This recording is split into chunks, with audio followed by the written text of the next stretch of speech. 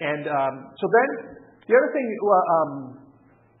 like I said, is I have a degree in architecture. I'm not licensed. I went straight to law school and never practiced long enough to sit down and take the exam because I knew I was going to be a practicing lawyer.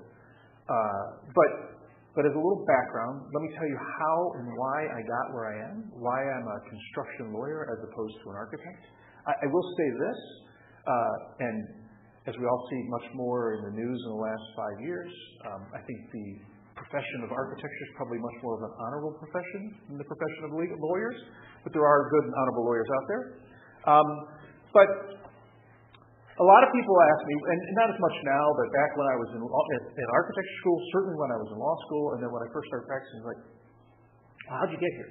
How did you get from architecture to law? If you think about it, and I don't know if you know any of your friends that have gone on from undergraduate to law school and everything, you know, you get your political science major, you have your English majors, you have your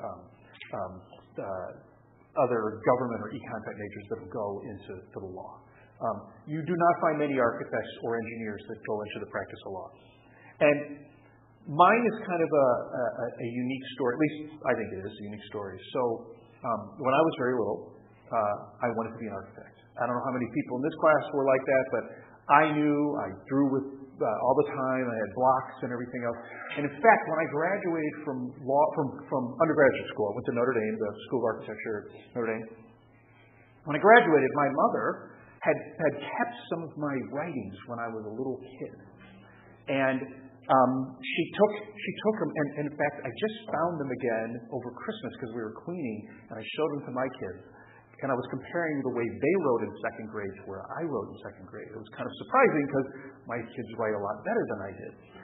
But in any event, she took it and she laminated them and gave them to me as one of my gifts for graduation. And there was 2 documents. The first was my autobiography when I was 7. So it was my autobiography. And I had written out what I wanted to be when I grew up. And the second was a drawing that I did that was accompanied it. And it started out, when I was growing up, this was a 7-year-old, when I was growing up, I first wanted to be a comedian, but now I want to be an architect. And then it talked about architecture and drawings and everything else. So I wanted to be an architect since I was at least 7. And then the drawing, which again has a certain, to me, irony, although it's not as applicable now, the drawing was of the world's largest building. And I worked in the Sears Tower, so up until the mid-'80s or whatever, it was the tallest building in the world. So that was kind of cool. I didn't start working in the tower till 97, but so I drew the building that I ended up working on. Now my building was much cooler because it had rockets and it could fly. It was really cool. But in any event, so that was given to me. So I knew I wanted to be an architect forever. But the question is so back to the question, why did I become a lawyer? How did I come to be a lawyer? So I continue to draw, and this is a reference that has less and less meaning now. But I used to watch Michael Brady from the Brady Bunch. He was an architect, so he was like the architect on television. So I was very interested in everything else. And as I got older, and you guys will learn from this semester, I talk a lot. I'm Irish, so I have the gift of gab, and I talk and talk and talk and talk. I'm also stubborn, so I fight a lot, and I don't like to give up my position. And so somewhere along the lines, when I was like 10, 11, and 12, as I had further growing up, people used to tell me, you should be a lawyer. You argue all the time, Hanny, and you should be a lawyer. And I didn't want to believe my press. I didn't want to hear that. So, I'm 13 years old, and my father, we grew up in a suburb of Detroit, so he was in the automotive industry. And so he sold to the automotive industry. And he would entertain designers, because he would sell products for the interior of cars. So some of his entertainment would take the senior designers from General Motors and Ford and then Chrysler and AMC. He would take them out, dinners and everything else. But every year he had a fishing trip down to Lake Erie. And it was a bunch of guys, and they would go down and drink beer and draw minnows and really didn't care about the fish, but that's what they did for a weekend. 13, I was old enough to go, so that was kind of cool. And I'm out on the boat, middle of Lake Erie, and on the boat is the senior chief designer at General Motors. He is the number 1 guy designing the cars. Way back before they did computer modeling, when they would do cars, they actually carved them out of clay. They had full-size models. They would build a frame out of wood, and then they would slap on the clay, and they would actually sculpt these cars. He was one of the guys that did that. This gentleman's name was Larry Yeager. And To his credit, he saw this 13-year-old boy sitting in the corner of a boat with a fishing line in, because obviously he wasn't hanging out with the guys drinking and having the fishing trip. And he saw that I was not really having a good time. So he came over, very nice, and started talking to me. And I had known who he was because my dad introduced me to him. And I was kind of a little bit starstruck because, when you're 13 and you're a kid and you're in Detroit, meeting the guy that designs the future cars in the world, his stuff was space age. That was really cool. So I started talking to him. He's telling me what he does. And he's like, well, what do you want to be? And I said to him, I've always wanted to be an architect. But everybody tells me I argue all the time. And they tell me I should be a lawyer. And he looked at me and he said, Mike, architects need lawyers too. I was like, oh my God, there was this huge light bulb that went over the head. So me in the middle of Lake Erie with Larry Yeager at 13 years old was when I decided I wanted to do what I do today. So it's a weird story. It's unique, but that's how I got here. I don't know when I've been able to figure it out if I hadn't gone on the fishing trip. Who knows? But I love what I do. I represent architects and engineers all the time. I also represent owners, which if you had to pick, and there are people that will be listening to this lecture later on that are contractors. To them, I apologize. But if you had to pick, I like the design side and the owner side than the contractor side. Contractors kind of get a little more aggressive. It's a different business world. I like design. I like the creativity of it. I like working with the owners because the owners are the ones that have sometimes the vision, and they go to the architect to help translate their vision onto paper and into 3 dimension. So I represent principally design professionals and owners. I have worked on all different types of projects of everything from small kitchen renovations to billion-dollar projects. I think most of my wheelhouse runs in the range of $30 million to $350 million, but I do all things. How many people in the class have been to Navy Pier in the last 2 years, 3 years? So I'm Navy Pier's attorney. I did all the contracts for all the design. I worked with James Corner Field Operations, which is the architect and their team. It was actually 14 different design professionals on that team. So we started that project back in 2011, 2012. We got into negotiations with, it was an international competition, brought in a lot of architects in the competition. James Corner Field Operations, they end up winning it. I wrote all the contracts for that. Then we got into the construction phase. I wrote the contracts for the first contractor. There were problems with that contractor, so we had to get them out of that in litigation, so I handled all the litigation issues with that. We brought in a new contractor. I helped them put up the Ferris wheel. I did some of the limited, not much of the negotiation, but some limited in the new hotel that's out there. So that's one project that you guys could see that I worked on. I did some work on the hospital Rush. I did some of the Rush stuff. Trying to think what else you may have seen over the years that I've worked on. I work on the biggest projects I've worked on. The billion-dollar project was a power plant, a series of power plant projects that we've done. So with the EPA and other things, you have to do back-end cleaning of the coal. So we work on back-end power plants and the infrastructure for that. Belmont horse race, where the horse race is at, they're actually in the process of doing a renovation. I worked on the contracts for the horse track, for the track architect, and the renovation of all the clubhouse. So I do everything from soup to nuts. High-end residential. I've worked on residential projects. Not the largest, well, maybe largest square footage. The highest dollar value residential project I worked on was $68 million worth of construction for a series of projects, residents. There was the main house and the guest house, or the cottage, they called it. The cottage itself was a $22 million build. There were the stables for the horses and their artwork was $10 million. And then there was the shed. They called it the shed. It was a $600,000 building that they stored stuff in. So I've worked on high-end residential. Like I said, I've worked on kitchen renovations. I do everything.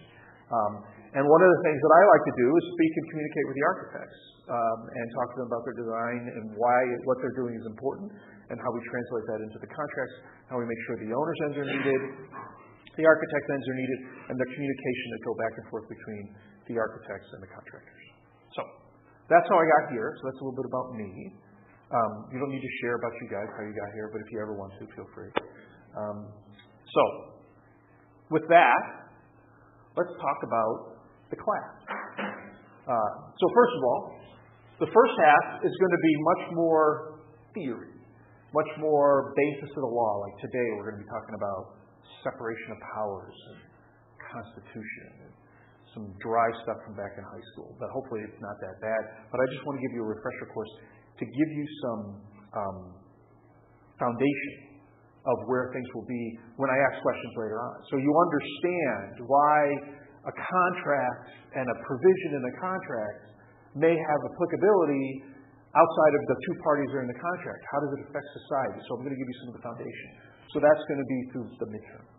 And there'll be, I think it comes up later on too. The second half is going to be much more practical application. We're going to have lectures about how an office works. Like, how are you going to, if you want to make your budget, if you're going to open your own shop, let's say you're a 4-person firm with a receptionist and an office manager, and you have to have insurance and everything else. How do you do that? What do you need to do? So we'll have a whole lecture on that, a whole day on that. And we're going to talk about some practical applications of when the project is out in the field and how it's actually delivered from the design concept, not just contracts, but what are the payment structures? Like, how do people get paid? And what happens when there's a problem with payment, or if there's a dispute? What do we do with that, specifically in the real-world project? So that's going to be real-world stuff. I will be trying to sprinkle some of that in the first half, so it's not just all dry. And I try to give as many examples. One of the things that I think is the most important in a class like this is to give you guys examples so you understand contextually. Like you said this, what does that mean, and how does that work in real life? So that's how it's going to be structured. So you have the syllabus has got my contact information, it's got my lecture topics, and then it'll have the key documents for the class. I already went over that. As I said, really the only two documents you really are going to need is the B101 and the A201. Those are online. You can download. Just go to the AIA.org and you can download those, or you can. They're all over. And for those classes, you can do one of two things when I'm going to do the lectures. Virtually every paragraph in those documents will be a slide. And we'll go through those. The slides are highlighted to where the important provisions. I'm not expecting you guys to memorize a 44-10-page font, 44-page, 10-font document. I'm not expecting that. But there will be certain provisions that I will, as we're going through it on the slides, will highlight. So you can do one of two things. You can actually bring in the AIA itself and write in the margins and highlight and stuff like that. Or, like I said, the slide packet. But it's going to be, for the A201, it's a two days we talk about it. There's about 100 slides. You can write right on the slides, so that'll the paper printouts. That's probably the easiest for that. So with the key documents. So for reading, the only one you have to read here is the AA documents. The class is lecture based, and I will tell you this. As I said, I record everything. Right now, hopefully it's recording. Yes, it's recording. I record every class. And so what will happen is, probably not this afternoon, but on Monday, what I'll do is I'll get back to my office. I'll download this into the firm's system. And so when you guys go online on sometime next week to pull up the lecture notes for next Friday, you will see today's lecture notes and you will see an audio file. And that audio file is an MP4. You can just download it. They're anywhere between 6 and 10 megs. And then listen to them if you can't make class. For the last 7 or 8 years, I've taught on Monday morning. And that class started at 10, a little bit later than this. But there was Monday morning, especially if you guys are working over the weekend. And when we get down toward the end of the semester, when I know you guys are getting closer to your presentations, and everything else, sometimes studio takes precedent. I get it. And so you'll have to miss class. That's what the lectures are for. That's what they were originally intended for. Now, like I said, they're all over the country. But I want you guys to understand, this is the school of architecture. And even though I'm a lawyer and I'm going to teach you stuff about the laws, this is not a law school. So I don't treat this class, it's not that it's not as important as everything else out there, because I think it's the most important class in your curriculum, of course, because I'm teaching it. But the reality is you guys came here to go to school of architecture. You came here to learn about architecture and design and theory. My job is to give you an introduction and help you understand and learn about this stuff. My job is not to bring down your grade. My job is not to interfere with what you guys are trying to do here. So, I understand if you don't come to class. I will tell you for sure, if you're at class and listening to the lectures after 8 or 9 years, you will do better in the exam than listening to the tape. It's just, and they have lots of studies about whether you listen to an audio file or you hear somebody talk in person, you'll do better. So my encouragement is to come to class and participate and ask questions and kind of get into it. But if you have to, you can miss it. I understand. And that's just the way it goes. The other thing I will say about this, and I think it's on the next slide. So, we'll talk a little bit about grading. So the grading is, we have 2 tests, just 2 exams. I don't know how if you guys do for your other non-architecture classes, how exams go, because I know most of it's based on your presentations and your projects. Law school is similar, only law school you have 1 exam. So at least I give you 2. So we have a midterm and a final. It's open book, open note. I don't allow headphones so you guys can talk to each other or send texts and everything else. But bring in your computers, bring in your notes. There's no reason, because I'm going to be covering a lot of information.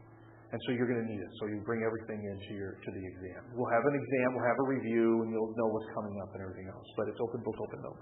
No homework, which is good. Just come and listen to me every Friday. It's Friday morning. They wanted to start it at 9. I got you guys to 9:30. I want you to know that. Because they did. Because they're like, there's no class space. We have to move you this and that. I'm like, if you want to be in Stevenson, we'll start at 8:30 or 9. I'm like, geez, can you get 9:30 for these guys? So we got you 9:30. So, lecture base, like I said, no book, 2 AIA forms. This is one of this one and this one. Opportunity and $1,000. Opportunity to raise your grade, C above. So, if you take your midterm and you get a C, and you want to get a B, here's what you do. You send me an email. You say, Mike, I got a C, I want a B. I'd like to write up my grade. The 7 topics that we're going to talk about between today and your midterm, pick something from those 7 topics. I want to talk about what a tort is, and we'll talk about torts today so you understand what that word means. I want to talk about what a tort is. I want to do an article on a tort. Give me a subject. You're going to send it to me and be like, okay, how about we narrow this? I'll help you. We'll have a subject. You write me a paper, double spaced, 3 to 5 pages. As long as you don't have major misspellings and you actually say something to me intelligent and it doesn't look like you downloaded it from online, which has happened, by the way, and I've caught 2 people over the last 8 years, I will give you a B. You will go from a C to a B. It's that easy. It's a paper that should take you 2 to 3 hours. That's it. So if you get a C in your midterm and you want to get a B, write me an email. I'll get you a B. If you got a B and you want to get an A, write me an email anyway. I'll let you write a paper. It's going to have to be a little bit better, but I will go from B to A. So, I don't want to screw up your grades here. You guys are all out there, you're doing design, you're everything else. Like I said, this is not a law school, so my job isn't to make sure that I bring down your grade. Here's the other reason why this is important. I've been doing this for 8 years. Your midterm exam is about 40 multiple guess questions. Your final is about 35. The best anyone has ever done in the midterm with the 40 to 45 questions is like 34. No one has ever got 100%. Because still, as much as I try to talk like you, I still write like a lawyer, and my questions are like a lawyer, and I think they're confusing. And I try to clarify. I would love to get 100%. I would love somebody to get 100%. I don't write the exam to make it really exceptionally hard. It just happens.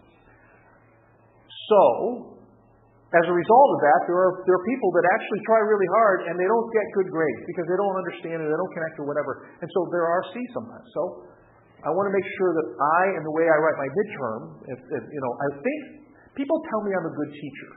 People tell me that they like how I explain things. I get good reviews. I get people from all over the country emailing me. I think I'm not the best exam writer. That possibly could be it. Or maybe I'm a tough exam writer. Either way, I want to make sure that I do not affect your grades here. So this is important.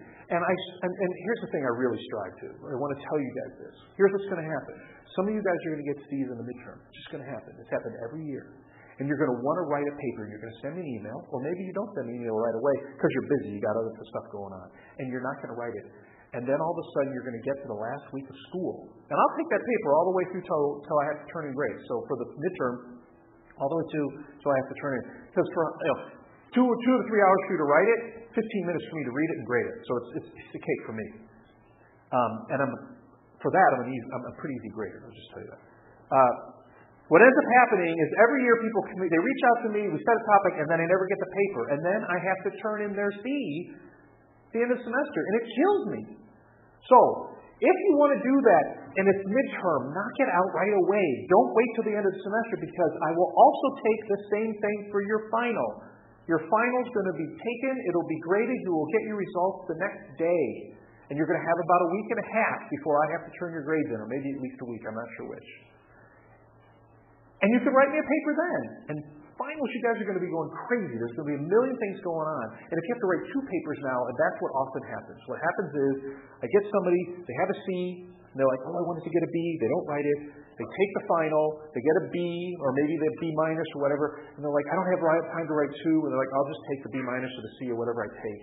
And so, because they don't have time. So if you get and even if you get a B and you want to get an A at midterm, do it right away in the first week or so, because then you'll forget. Just do it. And I'll get you a better grade. So, I mean, how hard is that? Okay.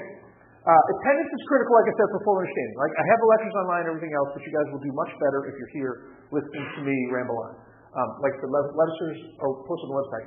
Last point, $1,000 for the person who has the best grade in the class. Now, that's not the write-up after I send my paper in. I got a B and I write up to an A. The best raw score of the two tests, you get $1,000. Come on, that's good.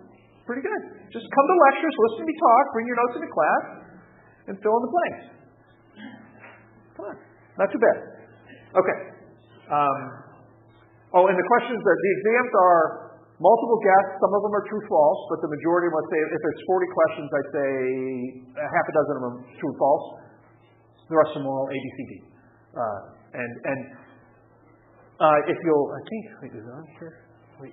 No, it's not here. So on the, you'll see on your syllabus, I think it's March 12th, the pizza party, whatever day that is. So the exam will be on a Friday, the following, I think Tuesday or Wednesday, whatever I set. And if it doesn't work with your schedule, we can be flexible. You're going to come down to my offices. You will see something else that I did. I actually did the design work for our lobby, our conference center. I'll buy you guys all pizza and dinner and everything else.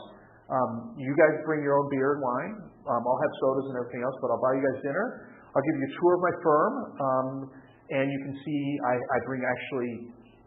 I bring my portfolio that I did in college. Like, you can see the drawings and the designs that I worked on, and we go over the exam for the midterm. That's actually pretty fun. I work on the conference rooms on the 71st floor of the Sears Tower, so spectacular views. We have what I have been told. I don't know this because I don't walk around other law firms. We have one of the premier curated art collections. We have some Picassos, Miros. We have a Corbu. We have, who else do we have? But we have a number of really nice pieces of art that I can show you that we have. It was one of our partners decades ago. His wife was a big collector, and when they passed away, they donated a lot of them to the firm. So we'll give you a little tour. You can see that, and it's a nice night. So that's one additional. It's not mandatory, but it's fun. You guys can come down. So that's an extra class. But that's okay. So, all right. Objectives of the course. I've been talking a little bit about the first thing. Well, one of the things I want you guys to understand the jargon, the lingo. We got all these legalese out there. Why, fors, whereas, is, everything else. What do these all mean? But more importantly, like when they're talking about what's a tort. How many in this room have ever heard the word a tort? What's a tort? You've heard of tarts that you eat, but so there's one person. So nobody's heard of tort. You're going to learn about what a tort today is. So I want you to understand the jargon. The reason why is because when you get out there and practice, like I said, these terms are going to come up, and at least you'll have a better understanding. Every person, my goal is that every person in this class, sometime in the next 10 years, goes, oh, I remember that from class. I remember this. I'm glad I got that. That would be the greatest thing is that if everybody one time just said, that was cool, I remembered it way back in 2019 when Hanahan was yelling at us for weeks on end. That would be great. So I want you to learn the jargon. Okay, I want you to understand part of what we're going to talk about is types of practices. So when you get out there as an architecture firm, there's corporations, there's partnerships, there's LLCs, there's LLPs, there's all different things. So let's go ahead and talk about that. And this is over the course of the semester. We're going to understand dispute resolution, courts, mediation, arbitration. Today we're going to talk about that specifically. What happens when the parties don't agree, and how do you resolve that? That's what this is, dispute resolution. Understand business agreements and contracts. I mean, at the end of the day, we're here, most of you guys are here because you have this creative design input and intent, and you really like that. But when you're out there, after you finish, after May, now you're going to go out in the business world. You're going to get a job. I'm like, how many people here already are working in a firm? So a couple. That's good. And by the way, every year, I think pretty much every year, people have come up to me, whether they freelance themselves, maybe they're doing some design work on the side, or they're working with them. They come up and they're like, "Oh, Mike, I got this," and it's a real question that's going on in their office or their own practice, whatever you want to call it. Just ask me, I'll help you out, whatever you need, no charge. Okay, so I want you to understand business agreements, because at the end of the day, you guys, what the structure, the basis of all this is the owner hires the architect, and the owner hires the contractor. Well, there's some kind of business deal between them. It's not just, because I'm in this building and I'll pay you money. There's all these terms and conditions about what everybody's supposed to do. Same thing with the owner and the contractor. And then what's the relationship between the architect and the contractor? Is there a relationship? We'll talk about that. And the agreements all establish that. Okay. We're going to talk about how the practice of architecture is regulated by the state and others. That's going to be today as well. That's kind of the separation of powers and who does what. And we're learning and understanding the architect's professional practice responsibilities. So one of the things that a lot of people don't understand when they're at this day and age is you guys have a responsibility to the public, the general public out there. And it's a very base core. As simple as it sounds, you got to design a building that's safe and that's not going to fall down. Okay? Sounds pretty simple, but then you get into complexities when you're building complex structures and you have them. I know I don't believe in the grad school, but I know when I was undergraduate, I had to take structural mechanics, mechanical engineering, civil engineering, all the engineering stuff. So you have this obligation to the public to build something that's safe, not just cool and creative, but safe and functional. And so how does that professional practice responsibility factor into that? So we'll talk a little bit about that. Can you get sued for violating a public standard? Or are there issues in the business relationships you have? There's fraud, there's all these things that come in, and what are the ramifications of that? We're going to talk about the economics of architecture and real estate development. That's going to be a whole class called, as you can see in the syllabus, pretty creative, the economics of construction. Pretty creative. It's going to talk about how, if you want to develop a building, I'm going to have a building, a type of a building. I think in this example, it's a 100-unit condo building. And I'm a developer. How much money do I need? How do I do the debt service?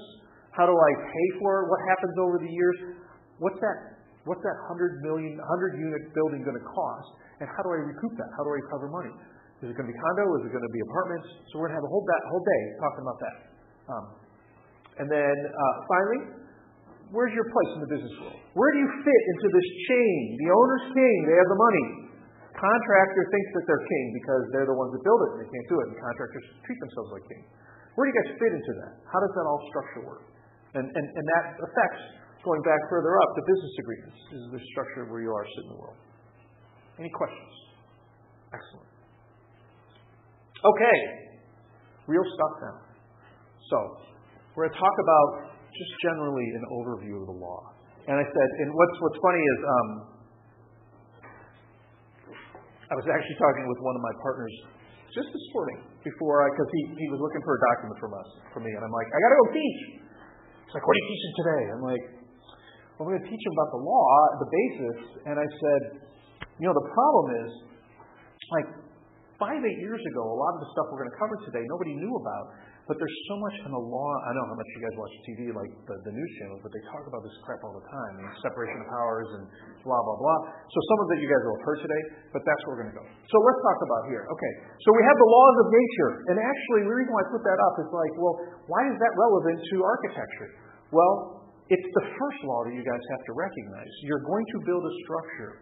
Gravity will pull it down if you don't do it correctly, or wind loads. And the fact of the matter is things like the Sears Tower that I work in, the shear forces, the horizontal shear forces, are much more important in the mechanics and the engineer of that building than the gravitational forces. So as you get higher, you have different forces. Those are the laws of nature. Those come in that are affecting what you guys do for practice. But that's one of the laws you guys have to think about.